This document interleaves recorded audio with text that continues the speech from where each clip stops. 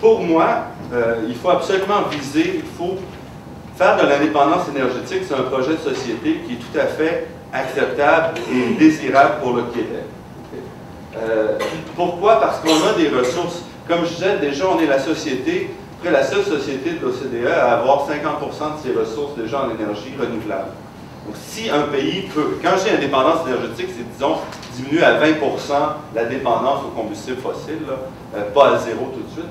Il faut identifier notre niche, et je dirais que certaines niches disparaissent rapidement. On aurait pu penser il y a quelques années qu'on allait être des leaders nord-américains dans l'éolien, mais à la vitesse avec laquelle le Texas, par exemple, et certains autres États aux États-Unis s'alignent sur l'éolien, je pense que ça va être très difficile pour le Québec de devenir un leader dans le domaine d'un point de vue technologique.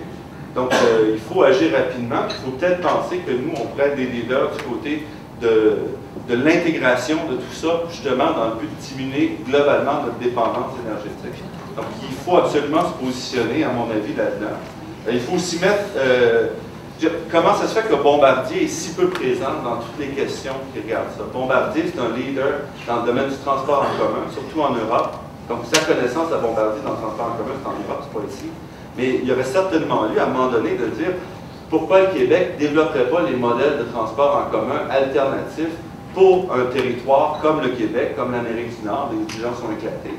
Et pourquoi ne pas mettre à profit à ce moment-là le savoir-faire de Bombardier par des projets pilotes à travers le Québec où on teste des technologies, on teste des solutions qui pourront être exportées.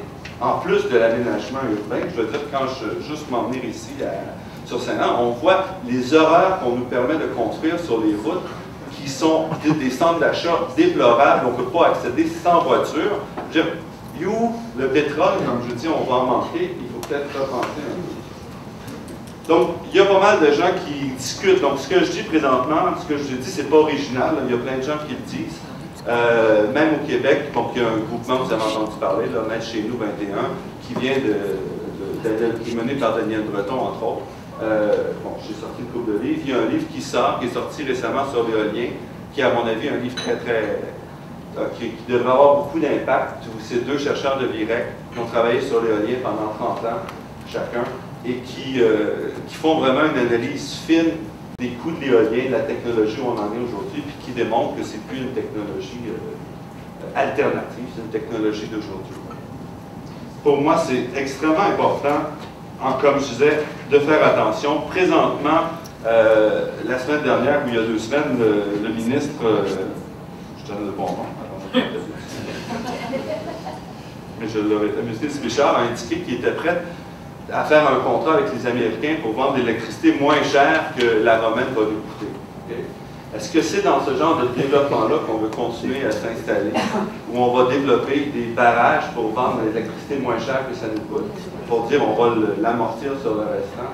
Je pense qu'il faut absolument dire oui, on doit aller vers l'indépendance énergétique, mais ça implique une utilisation intelligente de notre énergie, un positionnement intelligent au niveau nord-américain.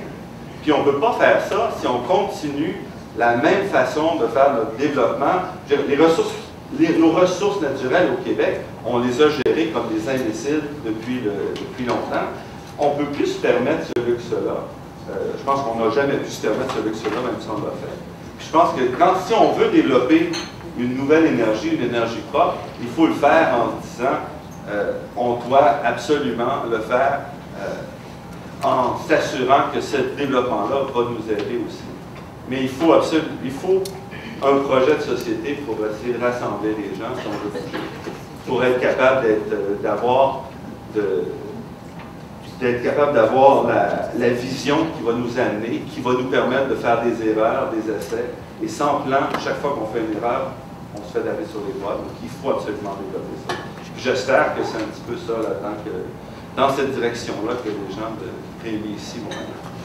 Merci, M. Michaud.